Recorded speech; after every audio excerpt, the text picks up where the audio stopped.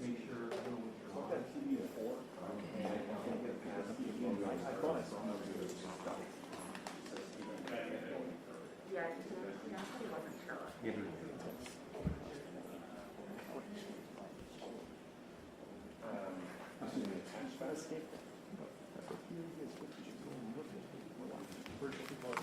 Just hit one. All right.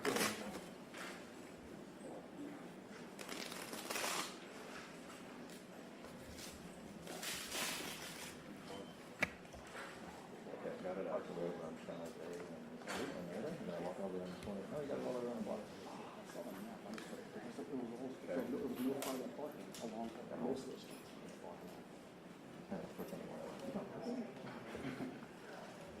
The battery pop off the back. Okay, I took it off. No way.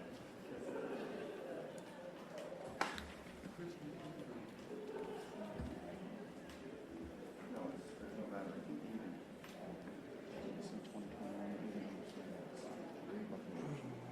It's like the bank or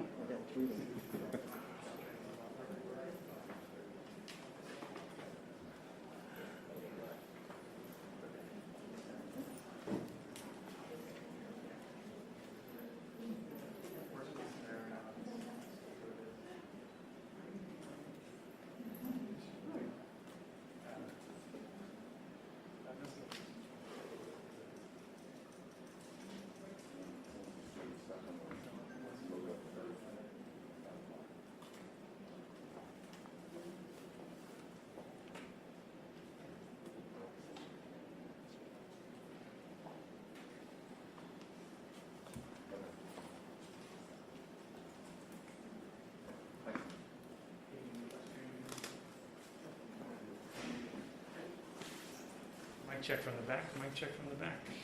Give me one more mic check. This is the final mic checks. 1, 2, 3, 4, 5, 6, 7.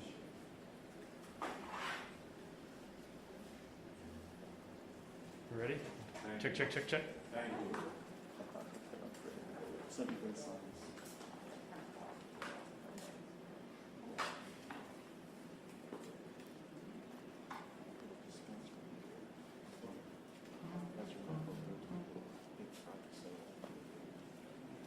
Remind you to mute your cell phones or turn the ringer all the way down if you have it. It was in the fine print. That should have been the first one.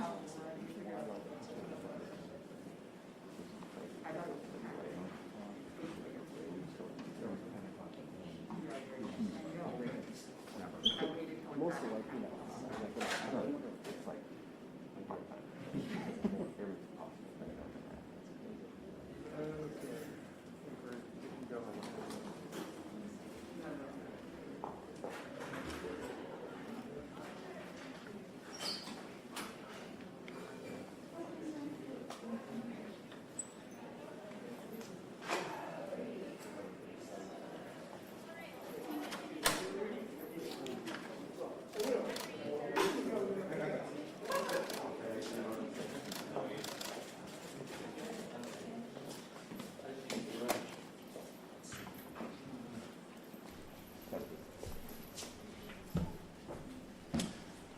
Good morning, everyone.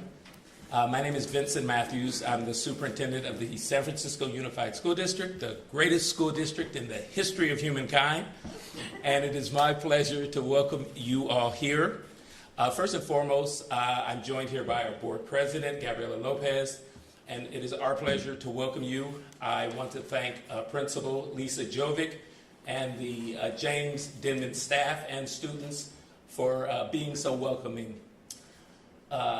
This morning, it is my pleasure to be here with the governor, with Senator Wiener. As we started this school year, I challenged the staff, the families, the students. I said one of the things we have to do if we are going to remain healthy and be safe is we have to take care of each other. And the ways that we do that, what we need to do is make sure that we are getting vaccinated and that we are wearing masks. This community has responded overwhelmingly. 96% of our staff are vaccinated. 90% of our students throughout San Francisco are vaccinated. And we have 100% mask wearing. So I'm really proud of the work that this district, the community, the families, our staff members, the students have done to make sure that we're doing everything we can to remain healthy and stay safe. Because that's what we need to do if we're going to make sure that each and every student receives quality instruction and equitable support so that they can thrive in the 21st century. And I am extremely pleased and proud that the governor has chosen the San Francisco Unified School District to come today to speak to and to make his announcement. I am now going to turn it over to Senator Scott Wiener, and just appreciate you being here, and thank you all for joining us.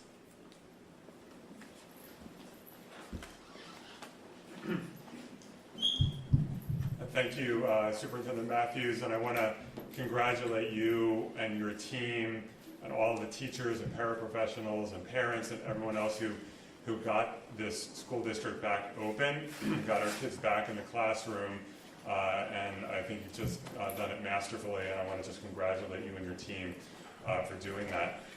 Now we have to make sure that our kids and our teachers and paraprofessionals and the entire school community continues to be safe. And the way that we do that is by getting everyone vaccinated, by making sure that our teachers and paraprofessionals are vaccinated, by making sure that parents who are coming into the schools are vaccinated, and making sure that our kids are vaccinated. And it is very exciting that we are looking at moving toward down to 5 years old in the near future, and we need to make sure that all of our kids are vaccinated. This is just such a huge stressor for parents. My youngest nephew just turned 12 earlier this week, and he was so excited to get his shot, as he put it to me, so I can finally start to do things.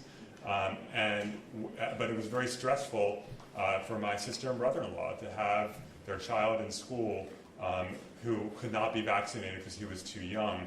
And as we get the expansion of what kids can be vaccinated, we need to make sure they are vaccinated.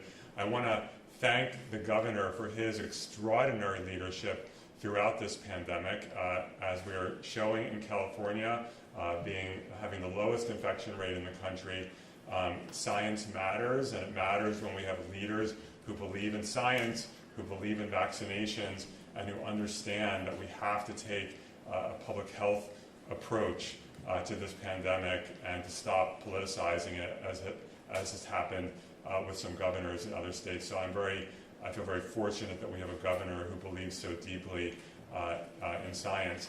And the governor does have a partner in the legislature. The legislature has shown over and over again that we are willing to pass strong vaccination laws.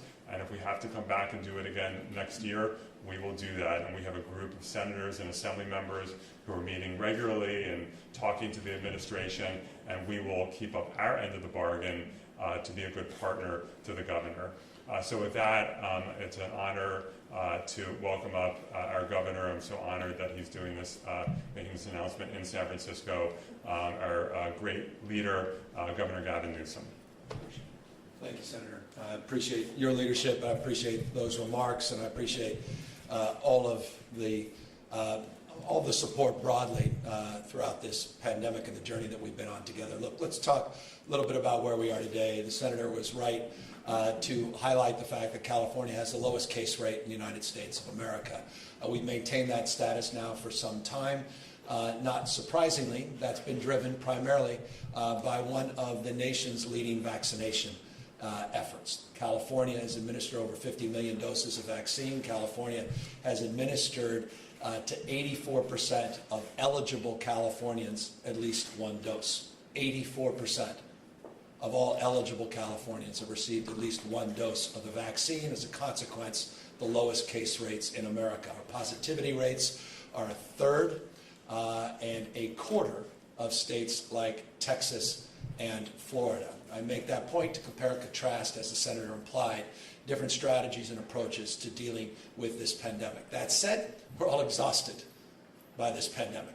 We're exhausted by the seasonality of it. We're exhausted by these variants, these mutations, And we're all left wondering as we now move through the summer surge, not just here in California, but across this country, what lies in front of us in the winter and the spring. And while there continues to be encouraging signs and continuing to see progress with more and more people that were maybe on the fence that are now getting the vaccine or life-saving drugs at the back end, there's still a struggle to get to where we need to go. And that means we need to do more and we need to do better to reach out and to make available more opportunities for people to get vaccinated and encourage them along the way. As you know, we have not been shy. The superintendent, and I want to thank you for your leadership here in the school district. And Madam Board Chair, thank you for being here as well. We have continued to lean in.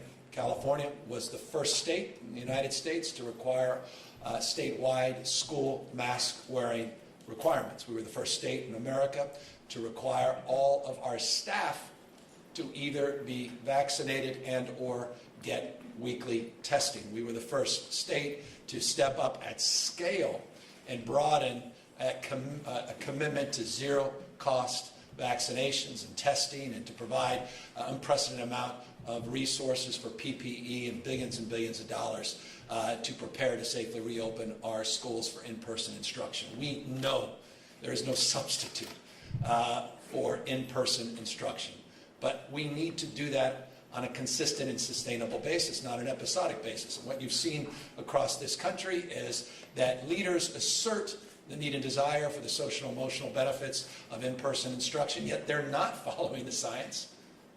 And as a consequence, the health of many of these districts, kids as well as staff, have been impacted. So schools have actually closed more frequently in those states that have not been more disciplined in terms of advancing a more scientific and data-driven approach to taming this disease and doing our best to get this pandemic behind us. And that's why we recognize good enough never is, and that's why we recognize our responsibility to do more, and that's what we are announcing here today. A statewide requirement for in-person instruction for all of our children to add to a well-established list that currently includes 10 vaccinations and well-established rules and regulations that have been advanced by the legislature for decades to add to that list the vaccination for COVID-19. We intend to do that once the FDA has fully approved the vaccine, which will give us time to work with districts, give us time to work with parents and educators to build more trust and confidence and build out a logistics so that we can deliver on what we are promoting here today. And that promotion includes the following considerations. Once the FDA approves the vaccination in different cohorts, starting with 12 and above, grades 7 to 12, we will begin to apply that requirement in the next term, either January 1st or July 1st, whichever comes sooner. Concurrent with that, we also want to see all of our staff, paraprofessionals, not just teachers, bus drivers, custodial staff, and the like, the folks that really make the school system operational, also see them get vaccinated as well. And we will model similarly an FDA approval and work in concert, not only to apply and implement in parallel with all of those in grades 7 and 12, but on the basis of the guidelines and the regulations that will be forthcoming from the Biden administration as it relates to all employees, we will consider moving that forward. But in the absence of that directive, we will be requiring staff K through 12 to be vaccinated in that first phase of a 2-phase application of this new directive. The second phase of that application is everybody K to 6. Again, that will be months away. Currently, we have in the state of California administered at least one dose to 63.5% of all of our young cohort ages 12 to 17. But we have to do more. Again, 84% of all eligible receive one dose, but for 12 to 17, we're not where we need to be. And so we hope this encourages folks to get vaccinated. We have no trepidation, no hesitancy in encouraging local districts to move forward more expeditiously. And you've seen that in a number of districts in the state of California that have moved forward more quickly with their own mandates and own timelines. And we expect, on the basis of other similar requirements, that you'll start to see an uptick in people getting vaccinated well before those dates that are established. You've seen that with healthcare worker mandates. You've seen that with state staff mandates. And I'll just highlight, there was an analysis in the New York Times yesterday about California's healthcare mandate working as it was intended. Now north of 90% in some regions of the state, it's closer to 95, 96% of all healthcare workers got that vaccination before the stated requirement went into effect midnight last night. As it relates to the current vaccination requirements, I'll remind people the ones we announced a few months ago, they go into effect on the 15th of this month as it relates to mandates for either being vaccinated and or getting consistently tested. So we're building on that. We're leaning forward.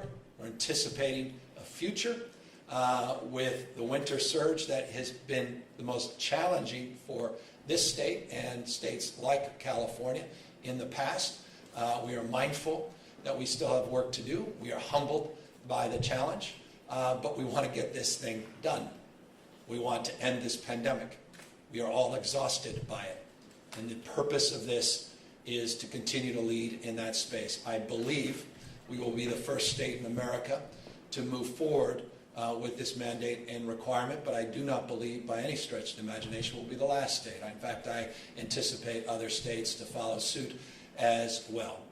None of this is easy, and I recognize there's still anxiety out there, and I'll close by answering a question that inevitably will be asked, and that is, are there exemptions? Yes, well-established exemptions for medical reasons, personal and or religious beliefs. Those are established in these guidelines as well, and so today we are directing the Department of Public Health, Dr. Galley is here, can answer questions, to move in this direction to establish, consistent with well-established legislative guidelines for vaccinations in our school system, to include this 11th vaccination for purposes of in-person instruction in the state of California. With that, we are, of course, happy to answer any questions.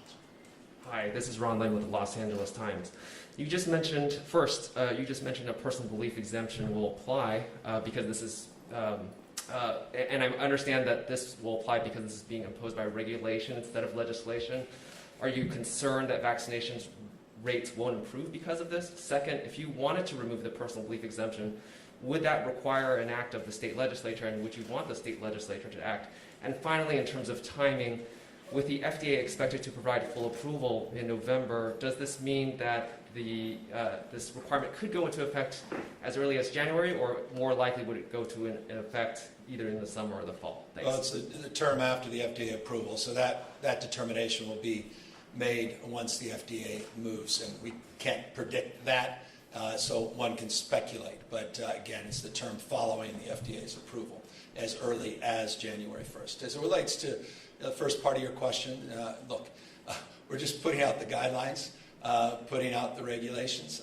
You heard from Senator Wiener, and he could speak perhaps to this more comprehensively, a willingness not just to work with the executive branch, but the legislature's been leading in this space for many, many years, well before I got into this office. And so that is certainly something that one can anticipate, but I'll work with them to strengthen it, to whichever direction we need to go as we iterate and trying to figure out what's best in terms of advancing our collective goals to keep people healthy and safe and keep them in person in instruction, we will advance. But on the basis of the guidelines today, you're right that personal exemption includes religious and medical and personal beliefs.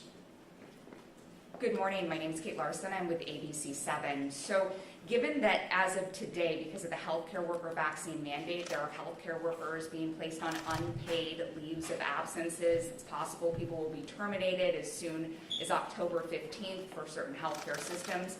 What do you anticipate being the system, the consequences for school staff or school students who don't get vaccinated? And don't have an accommodation?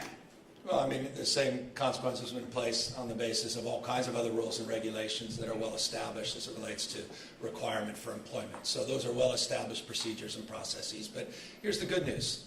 We have some evidence. San Francisco Unified School District overwhelmingly has succeeded in getting staff across the spectrum vaccinated. Overwhelmingly. I think, Mr. Superintendent, you said north of 96%. So I'd like to focus on the positive, not just the negative. We tend to highlight a little bit of the exceptions, and we'll work through those things. But you saw with our health care requirements that California is faring a little bit better than some of the other states. But as challenges present themselves, we'll try to meet those challenges. But I believe that on the basis of requirements that have been in place, and by the way, those includes the private sector. You saw Tyson Foods, 91+%, 99+% of folks at United Airlines. These requirements are working across the country. I think the evidence is rather overwhelming. They're getting people vaccinated. They're actually ending this pandemic. They're getting our economy moving again. They're getting our kids educated. They're making us healthier and safer. And if that's the intention, to keep us healthy and safe and get our economy moving and get our kids back with all the benefits of being in-person instruction, then all I say is let's get this done and let's get others to follow suit. Ali Tadion with EdSource. Why is the state waiting for full FDA approval and not implementing the mandate sooner while it has emergency use authorization ahead of the flu season?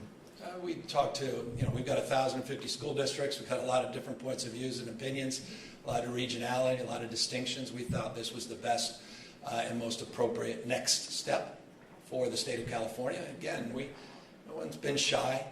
We haven't been standing still on this pandemic, quite the contrary. We're continuing to be open to argument, interested in evidence. We want to see how things are manifesting in real time.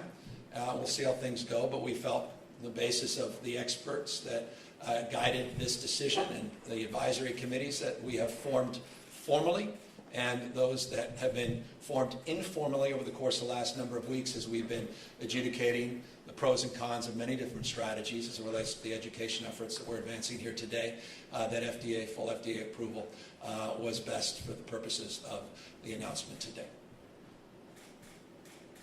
Jill Tucker from the San Francisco Chronicle.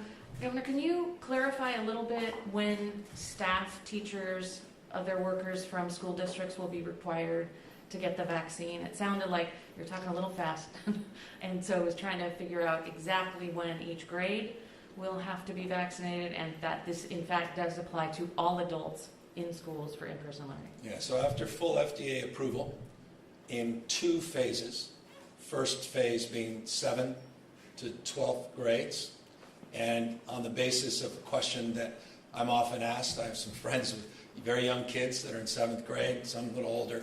It's on the basis of your age, similar to other vaccine requirements, consistent with the rules and regulations that are well established. That will be phase 1. Concurrent with that phase, we anticipate getting all of our staff following a similar requirement. That said, on the basis of all of us have been waiting for the Biden administration's formal rulemaking as it relates to his federal mandate for employees, private sector employees. We're waiting for that instruction. There's a possibility, is what I was suggesting, that things could happen sooner. But the purposes of what we are putting out through this health order today, it shows that in parallel with that first phase, 7 to 12, second phase upon FDA approval is K to 6. Sorry, real quick follow-up. Do you have to wait for the Biden's rules, or could you just announce requirements for the staff in schools? We can announce. We're just, again, it's important, and I've said this many times because it needs to be said. We're not, I said it a moment ago as well, no one's standing still here. Our intention is it's universal. Everybody, those that support things like this, people that don't, we want to get this disease behind us. All of us do.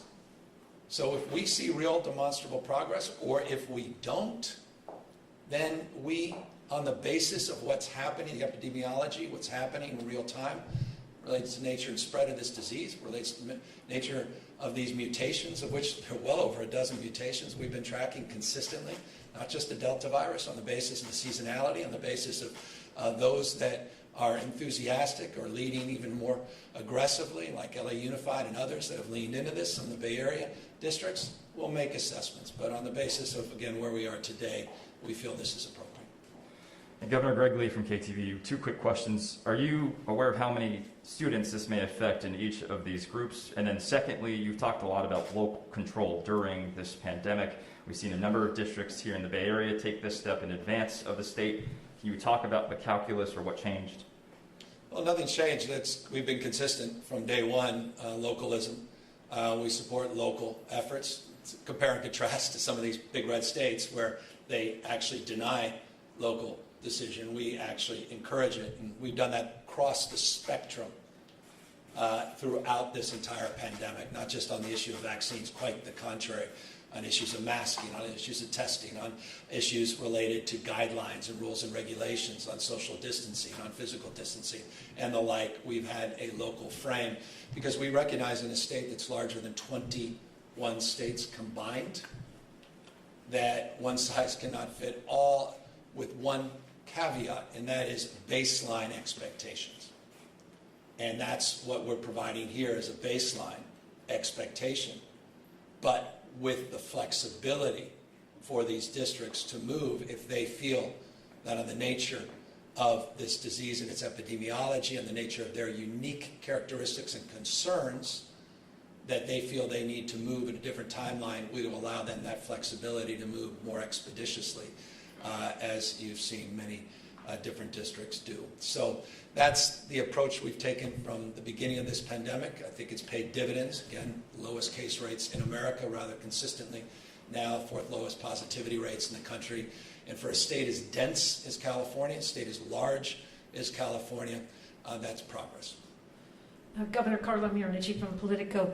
As you make this landmark announcement today with regard to schools, we notice that the State Superintendent of Schools of Public Instruction is not here with you, Tony Thurmond. He's been the focus of some reports from Politico about an office that is in complete dysfunction, a toxic workplace, many people leaving. Are you concerned about those reports? Do you intend to do anything about that? And are you concerned that the dysfunction in that office could affect your efforts as you tend to address COVID in the schools? Yeah, I'm going to be as transparent as I possibly can.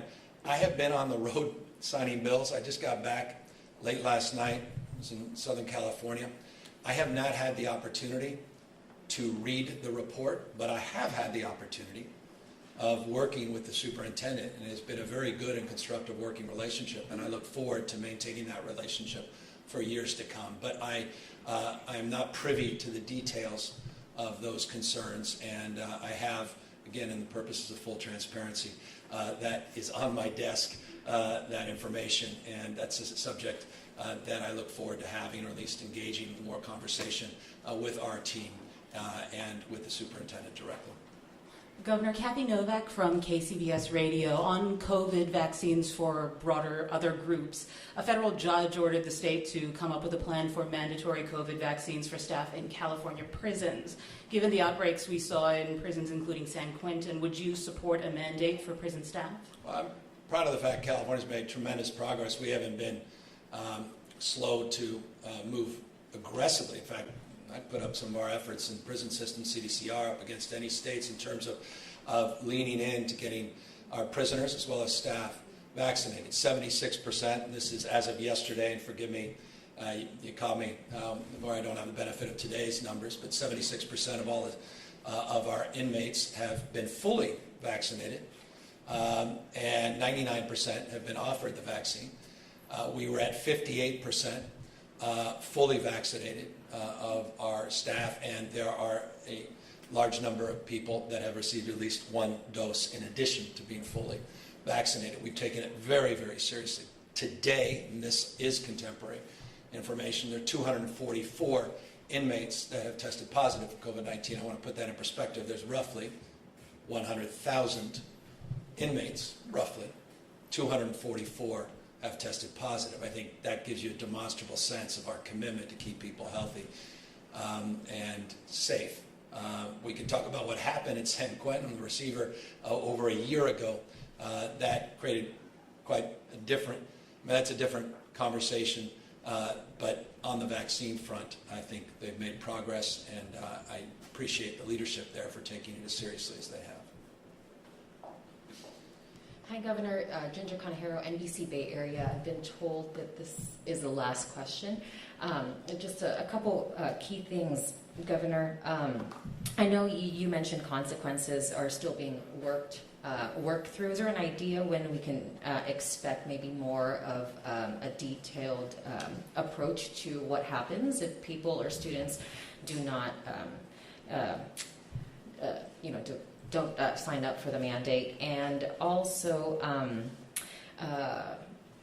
you mentioned the term following FDA approval. Is there kind of like a certain limit amount of time? I mean, if the FDA approves it, a week before maybe the next term, is there a certain amount of time that families will have to get the students vaccinated? Yeah, look, it will follow the next term.